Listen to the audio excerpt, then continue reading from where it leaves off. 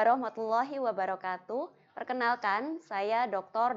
Citrawati Diah Kenjono Wungu, Magister Sains dari Departemen Faal dan Biokimia Kedokteran Fakultas Kedokteran Universitas Airlangga. Saya ditugaskan untuk memberikan mata kuliah Blok Ilmu Biokimia sebagai blok utama departemen. Blok Ilmu Biokimia memiliki beban 5 SKS yang ditempuh dalam 5 minggu dan dijalankan dalam bentuk perkuliahan dan praktikum. Mata kuliah ilmu biokimia diberikan kepada mahasiswa kedokteran di semester 3 dan diberikan kepada 3 kelas. Capaian pembelajaran mata kuliah ini adalah mahasiswa S1 Kedokteran semester 3 setelah mengikuti blok biokimia mampu menganalisis konsep tentang proses kimia yang menjadi pondasi dalam mempelajari kondisi fisiologis serta simulasi masalah klinis pada manusia sesuai dengan level kompetensi standar kompetensi dokter Indonesia 2012 melalui pembelajaran kolaborasi. Blok ilmu biokimia mencakup kajian tentang reaksi-reaksi kimia dari berbagai molekul yang berperan pada proses kehidupan manusia. Pembelajaran pada blok ini diharapkan menjadi pondasi ilmu dasar kedokteran bagi calon dokter untuk mempelajari kondisi fisiologis di dalam sel tubuh manusia, baik dewasa maupun anak, serta kaitannya dengan masalah klinis. Semua materi dalam blok ini terdaftar dalam e-learning. Selain sesi pembelajaran terjadwal, mahasiswa juga didorong untuk belajar mandiri dengan mencari ilmu pengetahuan dari sumber belajar yang terpercaya, seperti jurnal, buku teks, maupun dari internet. Penilaian blok merupakan gabungan dari berbagai komponen meliputi aspek teori, laporan praktikum, serta penilaian soft skill. Sesi praktikum dalam blok biokimia merupakan penguatan pembelajaran atas materi perkuliahan. Materi praktikum terdiri dari pengaruh pH terhadap reaksi enzimatis, pengaruh aktivator inhibitor terhadap reaksi enzimatis, beberapa contoh enzim, empedu, indol, vitamin, serta isolasi genom. Perkuliahan dilaksanakan secara tatap muka dalam kelas besar. Praktikum diselenggarakan secara tatap muka dalam kelompok kecil. Pemberian materi dilakukan dengan cara kuliah dan diskusi interaktif, bimbingan dan diskusi praktikum, serta pembelajaran kolaboratif. Dalam mengelola pembelajaran biokimia untuk S1 kedokteran, terdapat beberapa hal yang menjadi kendala. Materi biokimia cenderung menjadi momok bagi mahasiswa kedokteran karena melibatkan detail yang rumit dan reaksi kimiawi yang tidak kasat mata. Hal ini menyebabkan mahasiswa sulit memahami materi. Untuk itu, usaha kreatif yang saya lakukan dalam menyampaikan materi, yang pertama mengaitkan dengan kasus klinis nyata, yang kedua memakai gambar dan skema, yang ketiga mengajak mahasiswa berinteraksi dan berdiskusi. Salah satu materi yang saya ampu adalah metabolisme terpadu. Untuk memudahkan mahasiswa memahami, saya jelaskan secara sederhana bahwa dalam kondisi kenyang, glukosa dan energi disimpan sebagai cadangan makanan di beberapa organ. Metabolisme yang terjadi secara umum secara anabolisme. Tapi dalam kondisi kelaparan, yang terjadi hal sebaliknya yaitu katabolisme atau pemecahan cadangan energi untuk memenuhi kebutuhan tubuh terutama otak. Sehingga katabolisme mendominasi. Saya juga memberikan contoh beberapa metabolisme dalam kasus klinis seperti diabetes mellitus, gagal jantung, dan lain sebagainya. Sehingga harapan saya materi yang diberikan tidak hanya bermanfaat bagi ujian, tetapi juga bisa diaplikasikan saat menjadi dokter nanti, yang pastinya akan menghadapi kasus klinis nyata di lapangan. Saya juga akan memberikan gambar yang menarik dan mudah dipahami di slide yang diambil dari buku teks Mutakhir. Melalui slide yang banyak gambar, harapannya memudahkan mahasiswa memahami mengenai metabolisme yang terjadi di tiap organ. Selain itu, saya juga akan mengajak mahasiswa aktif berdiskusi sehingga memastikan mahasiswa memahami materi terkait yang pernah didapatkan. Mahasiswa juga dituntut berpikir kritis dan berwawasan luas. Misal, saya paparkan kasus klinis bagaimana metabolisme pada diabetes mellitus tipe 2. Kemudian terkait praktikum, kami juga memberikan buku petunjuk praktikum yang sesuai dengan RPS sehingga mahasiswa akan lebih mudah memahami prosedur praktikum, bahkan bisa mempelajari apa yang hendak dilakukan sebelum praktikum dimulai. Sebelum dimulai ada pretest praktikum untuk memastikan kesiapan mahasiswa. Mahasiswa juga diminta untuk mempelajari buku petunjuk praktikum dan video praktikum supaya lebih menguasai dalam proses pengerjaan praktikum. Saat praktikum, pemimpin praktikum menjelaskan prosedur praktikum. Kemudian mahasiswa dibagi menjadi beberapa kelompok kecil yang dibimbing oleh dosen-dosen berbeda. Dosen pembimbing kemudian mensupervisi pengerjaan praktikum oleh mahasiswa dan menjelaskan apabila ada hal yang masih belum dimengerti. Dosen pembimbing juga melakukan diskusi dan tanya jawab serta post-test untuk memastikan bahwa mahasiswa betul-betul memahami materi praktikum yang telah dilakukan. Untuk penilaian formatif mata kuliah ini dilakukan berdasarkan umpan balik selama pembelajaran serta pretest praktikum sebelum praktikum dimulai. Sedangkan penilaian sumatif dilakukan berdasarkan bobot ujian tulis teori sebanyak 90% yang terdiri dari UTS, UAP, dan nilai praktikum, dan 10% penilaian soft skill yang dinilai dari kedisiplinan, keaktifan, dan kerjasama dalam pelaksanaan praktikum dan diskusi praktikum serta laporan praktikum. Hasil penilaian diinput di dalam Hebat Unair, sehingga dapat dilihat oleh mahasiswa secara transparan. Bagi mahasiswa yang mendapat nilai yang bagus diberikan pendampingan dan ujian perbaikan sesuai jadwal kalender akademik Unair.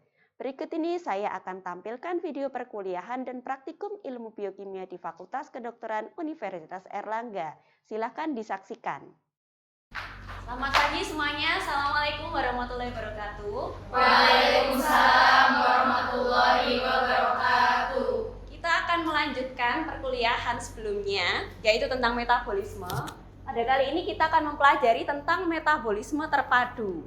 Metabolisme terpadu ini adalah integrasi antara metabolisme yang sudah pernah kalian dapatkan sebelumnya, yaitu metabolisme karbohidrat, metabolisme lipid, dan metabolisme protein. Sehingga di sini kita akan belajar bagaimana menggabungkan ketiganya. Jadi makanan yang kita makan itu akan diproses oleh tubuh kita untuk menghasilkan molekul yang penting bagi kehidupan. Dari berbagai macam molekul, ada 3 molekul yang penting terkait dengan pengadaan energi dan body weight, yaitu karbohidrat, kemudian lipid, dan asam amino yang berasal dari protein, di mana metabolisme antar ketiganya itu saling overlap satu sama lain. Kemudian kalau kita ingat kembali konsep mengenai metabolisme, kita kenal dengan istilah anabolisme, katabolisme, dan amfibolik. Masih ingat apa yang dimaksud dengan anabolisme? Nah, anabolisme itu sintesis molekul dari senyawa kompleks ke senyawa yang lebih sederhana dan membutuhkan energi atau ATP. Ya, betul sekali. Anabolisme istilahnya adalah biosintesis. Kemudian bagaimana dengan katabolisme? Katabolisme itu pemecahan molekul dari kompleks ke sederhana dan dia melepaskan energi. Ya, katabolisme adalah kebalikan dari anabolisme. Bagaimana dengan amfibolik? Persilangan antara jalur anabolisme dan katabolisme. Ya, yang menghubungkan antara jalur anabolisme dan katabolisme adalah jalur amfibolik. Di sini kita akan mengingat lagi. Jadi kalau kita lihat peta metabolisme ini sebenarnya cukup kompleks ya, antara metabolisme karbohidrat, metabolisme lipid, dan metabolisme protein. Tetapi kita tidak usah terlalu berpikir rumit ya. Di sini kita lihat bahwa bagian tengah ini adalah jalur amfibolik yang merupakan persilangan dari berbagai macam metabolisme tersebut. Metabolisme ini jalurnya penting bagi metabolisme terpadu karena ini saling interkonversi satu sama lain. Kemudian dari berbagai macam jalur ini, terutama yang tengah tadi, jalur amfibolik, ada 3 molekul yang sangat penting yang bisa menghubungkan berbagai senyawa ini. Yang pertama adalah glukosa 6-fosfat, yang kedua adalah pirufat, dan yang ketiga adalah asetil-CoA. Kita akan lihat satu persatu, ketiganya sebagai key junction yang menghubungkan berbagai macam metabolisme itu. Mulai dari glukosa 6-fosfat. Glukosa itu setelah masuk ke sel akan mengalami fosforilasi menjadi glukosa 6-fosfat yang kemudian bisa menuju beberapa jalur sesuai dengan keperluan tubuh. Misalnya dia bisa ke arah sini ketika kita dalam kondisi kenyang, ATP berlebih, dia akan berubah menjadi glikogen dan disimpan di dalam hati dan di otot. Masih ingat jalur ini namanya jalur apa? Glikogenesis. Ya, betul sekali, glikogenesis. Tetapi dalam kondisi kelaparan, cadangan makanan dalam bentuk glikogen ini akan dipecah menjadi glukosa kembali ke atas ini. Nama jalurnya apa? Glikogenolisis. Ya, betul sekali, glikogenolisis, pemecahan glikogen.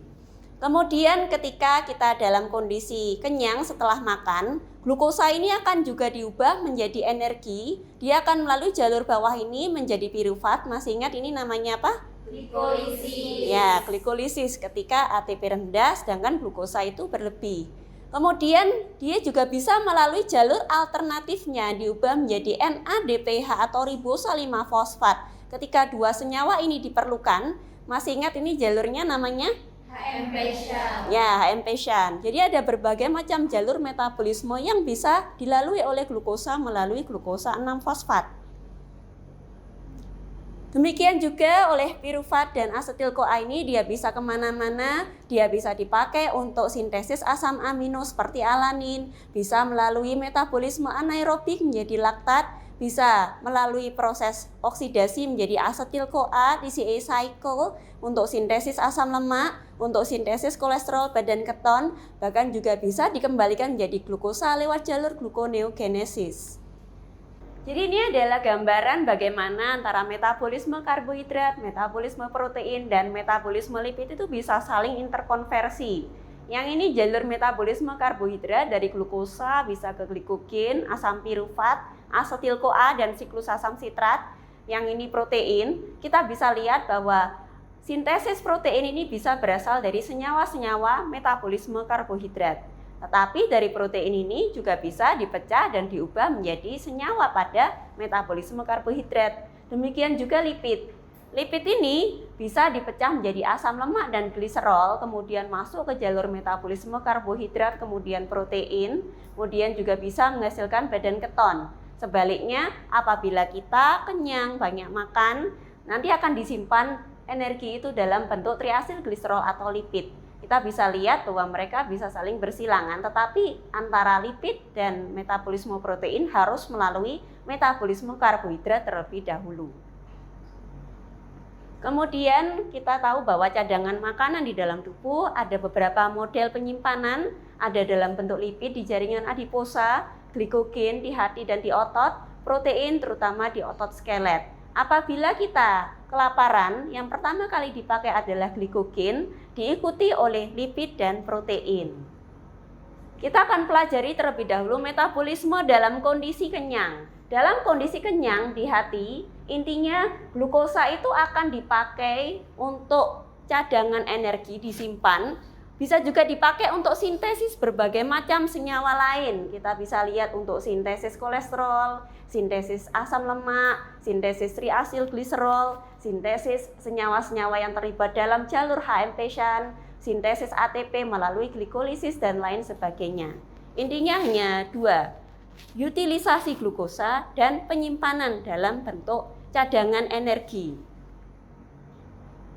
Di jaringan adipos juga demikian, glukosa akan disimpan dalam bentuk jaringan adiposa itu triasil gliserol, lipid. Yang kalian lihat lemak-lemak yang ada di banyak itu di perut kita ya. Kemudian untuk otak, glukosa merupakan satu-satunya sumber energi. Jadi otak tidak bisa memakai sumber energi lain. Asam lemak tidak bisa masuk ke otak. Karena asam lemak di dalam darah berikatan dengan albumin, di mana molekulnya cukup besar sehingga tidak bisa menembus blood-brain barrier. Ini adalah ringkasan metabolisme dalam kondisi kenyang, sama seperti glukosa tadi ya, asam amino atau lipid juga. Yang penting di sini adalah penyimpanannya dalam bentuk cadangan energi dan juga utilisasi untuk sintesis berbagai macam senyawa. Untuk metabolisme glukosa di hati di sini akan meningkat glikogenesis, HMP Shan, glikolisis, juga sintesis triasil gliserol atau lemak. Di jaringan adiposa, sintesis lemak dari glukosa itu juga akan meningkat. Jadi akan disimpan dalam bentuk cadangan lemak, cadangan lipid. Di otak, glukosa merupakan satu-satunya sumber energi. Di otot, glukosa juga akan dipakai untuk sintesis glikogen dan glikolisis. Sementara asam amino di sini akan disebar ke berbagai jaringan untuk sintesis protein yang diperlukan tubuh seperti di hati, di otot dan lain-lain. Di lipid di sini juga akan diedarkan ke berbagai macam daerah, misalnya di sini jaringan adiposa atau di hati nanti akan disimpan dalam bentuk triasil gliserol. Hormon yang bekerja dalam kondisi kenyang ini adalah insulin yang memicu berbagai macam proses biosintesis ini. Jadi yang penting dalam kondisi kenyang adalah biosintesis, sintesis berbagai macam senyawa. Kemudian kebalikannya, dalam kondisi kelaparan, yang terjadi di sini adalah metabolic stress. Jadi katabolisme yang berperan utama. Kalau tadi kenyang itu biosintesis atau anabolisme yang berperan, kalau dalam kondisi kelaparan katabolisme yang banyak berperan. Misalnya dalam kondisi kita kekurangan makanan atau sengaja untuk menurunkan berat badan dalam kondisi diet atau dalam kondisi setelah operasi penyakit tertentu. Ini menyebabkan terjadinya berbagai macam metabolic compulsion pada organisme-organisme. Pada kondisi kelaparan, liver akan mengalami katabolisme. Kita bisa lihat bahwa cadangan energi dalam bentuk glikogen tadi mengalami katabolisme menjadi glukosa. Kemudian gluconeogenesis itu akan terjadi di mana sumber dari substrat gluconeogenesis berasal dari asam amino, gliserol dan laktat. Asam amino berasal dari pemecahan protein, gliserol berasal dari pemecahan lipid. Kemudian asam lemak yang berasal dari jaringan adiposa, pemecahan triasilgliserol, itu juga akan masuk ke hati melalui beta oksidasi asam lemak dan akan menghasilkan badan keton. Badan keton ini sebagai produk sampingan juga bisa dipakai sebagai sumber energi. Di jaringan adiposa, lipid yang tadi sudah disimpan dalam bentuk triasilgliserol akan dipecah menjadi asam lemak dan gliserol. Asam lemak akan mengalami beta oksidasi di hati seperti tadi sudah dijelaskan. Gliserol juga akan masuk ke hati melalui jalur gluconeogenesis. Di skeletal muscle, kita bisa lihat bahwa asam lemak dan badan keton bisa dipakai sebagai sumber energi. Tetapi dalam kondisi kelaparan setelah berminggu-minggu, otot ini akan lebih suka menggunakan asam lemak sebagai sumber energi karena badan ketonnya ini diutamakan untuk dipakai otak. Protein itu akan mengalami pemecahan atau proteolisis menjadi asam amino, di mana asam amino ini akan menuju ke hati mengalami gluconeogenesis. Tetapi setelah beberapa minggu, proses proteolisis ini akan berhenti karena protein ini penting. Kalau sampai protein ini habis, akan berbagai macam fungsi tubuh itu terganggu, sehingga ini harus dipertahankan. Setelah beberapa minggu, proteolisis ini akan berkurang dan otot akan menggunakan asam lemak sebagai sumber energi utama. Sementara uptake glukosa akan menurun. Di otak, di sini kita bisa lihat glukosa tetap menjadi sumber energi, tetapi setelah kelaparan berminggu-minggu, sekitar 5-6 minggu, penggunaan glukosa di otak ini akan jauh menurun. Otak akan lebih banyak menggunakan badan keton yaitu asetoasetat dan 3-hidroksibutirat sebagai sumber energi utama. Lama-lama di sini badan keton ini akan mendominasi selain glukosa. Kemudian ini adalah rangkuman yang terjadi di dalam tubuh metabolisme apabila kita dalam kondisi lapar. Prioritas pertama, glukosa itu akan ditingkatkan karena ada jaringan yang hanya bisa memakai glukosa sebagai sumber energi. Maka glikogenolisis meningkat, gluconeogenesis akan meningkat, glukosa ini akan diutamakan untuk dipakai otak. Kemudian prioritas kedua adalah memberikan energi lain selain glukosa bagi jaringan yang bisa menggunakan. Misalnya di sini dalam bentuk asam lemak dan badan keton. Di jaringan adiposa, triasilgliserol akan mengalami lipolisis menjadi asam lemak dan gliserol. Asam lemak akan menuju ke hati untuk mengalami beta oksidasi menghasilkan badan keton. Badan keton ini akan diedarkan ke berbagai jaringan tubuh yang bisa menggunakan. Otak pun lama-lama setelah berminggu-minggu juga bisa menggunakan badan keton sebagai sumber energi. Gliserol yang berasal dari lipolisis tadi akan menuju ke hati untuk mengalami gluconeogenesis. Di otot juga demikian.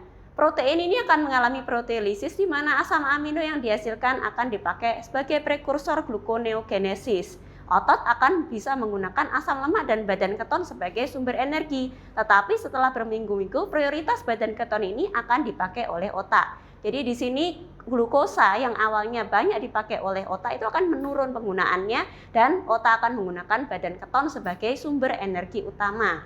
Hormon-hormon yang bekerja di sini adalah hormon glukagon yang sama-sama dikeluarkan oleh pankreas selain insulin.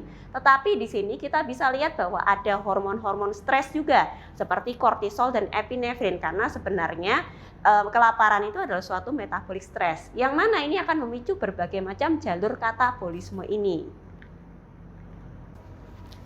Jadi ini adalah rangkumannya. Dalam kondisi kenyang, Prinsipnya adalah utilisasi dan penyimpanan cadangan energi. Glikolisis, glikogenesis, lipogenesis, sintesis protein akan meningkat.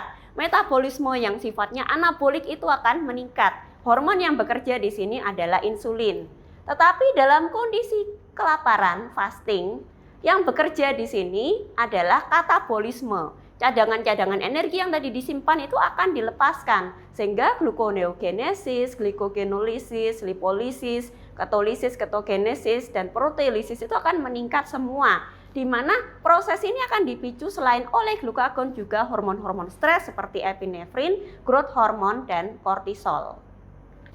Kemudian ini adalah referensi yang bisa adik-adik baca lebih lanjut.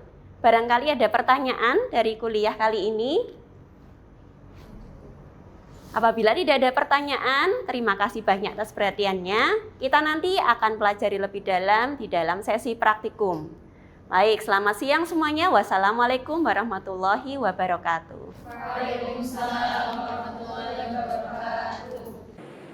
Baik, jadi ini adalah alat spektrofotometer yang kita pakai dalam praktikum faktor-faktor yang mempengaruhi kerja enzim. Enzim itu di dalam tubuh jumlahnya sangat sedikit, sehingga sulit kalau kita mengukur kadarnya. Maka dari itu yang bisa kita ukur adalah aktivitas enzim. Aktivitas enzim kita ukur dari berapa jumlah produk yang terbentuk per waktu. Prinsip dari alat spektrofotometer ini adalah menggunakan prinsip cahaya. Panjang gelombang tertentu bisa kita periksa di sini. Jadi spektrofotometer yang ini adalah spektrofotometer digital. Kita punya alat yang lebih lama ya, yaitu menggunakan konvensional. Alatnya di sini tidak pakai angka-angka seperti itu, jadi pakai jarum. Tapi kalau yang ini sudah pakai angka-angka karena digital. Jadi untuk spektrofotometer ini prinsipnya ada cahaya yang memasuki suatu filter. Jadi di sini kita set filternya mau panjang gelombang berapa. Untuk panjang gelombang yang kita pakai dalam praktikum ini adalah panjang gelombang 520 nanometer. Nah, cahaya dengan panjang gelombang tersebut akan menembus filter tersebut dan memasuki alat. Nah, nanti akan ada kurva seperti ini. Berapa banyak kadar produk yang terbentuk itu akan kita cek menggunakan fotosel. Jadi tidak semua cahaya bisa masuk ke sini. Setelan di sini dengan panjang gelombang penuh, karena praktikum yang kita pakai di sini adalah praktikum enzim amilase ya. Kita pakai panjang gelombang 520 itu, makin pekat kadarnya, cahaya yang masuk di situ, terfilter di situ masuk fotosel akan semakin tinggi. Dan nanti cahayanya itu akan memasuki alat fotosel tadi yang akan mengubah energi cahaya menjadi energi kinetik dan akan menggerakkan jarum galvanometer. Kalau angkanya semakin tinggi, absorbansi dari larutan tersebut semakin tinggi, berarti jumlah produk yang terbentuk akan semakin banyak, cahayanya semakin pekat di sini. Tapi kalau di sini cahayanya hanya sedikit saja, kadar dari larutan tersebut hanya sedikit saja, nilai dari absorbensi yang terbaca pada spektrofotometer ini hanya sedikit saja. Mungkin ada pertanyaan dari sini. Jadi di sini biasanya kita cek itu pengaruh dari pH, pengaruh dari suhu, pengaruh dari aktivator dan inhibitor dan faktor-faktor lain yang mempengaruhi kerja enzim. Misalnya saja kalau pH larutan tersebut terlalu ekstrim, terlalu tinggi atau terlalu rendah, itu bisa mengganggu aktivitas dari enzim sehingga aktivitas enzimnya rendah, jumlah produk yang terbentuk per waktunya akan sedikit. Tapi kalau misalnya pada larutan tersebut diberikan aktivator yang akan meningkatkan kerja dari enzim, produk yang terbentuk itu akan semakin banyak sehingga jumlah larutan yang terbaca di sini akan semakin tinggi, absorbansi dari spektrofotometer ini akan semakin tinggi. Nanti kalian coba praktekkan sehingga kalian bisa mengetahui analisis dari masing-masing faktor tersebut terhadap reaksi enzimatik. Baik, demikian deskripsi singkat dari saya. Semoga dapat memberikan gambaran terkait kegiatan pengajaran yang saya lakukan sebagai dosen di program studi kedokteran Fakultas Kedokteran Universitas Airlangga, khususnya dalam mata kuliah Ilmu Biokimia. Atas perhatiannya saya ucapkan terima kasih. Wassalamualaikum warahmatullahi wabarakatuh.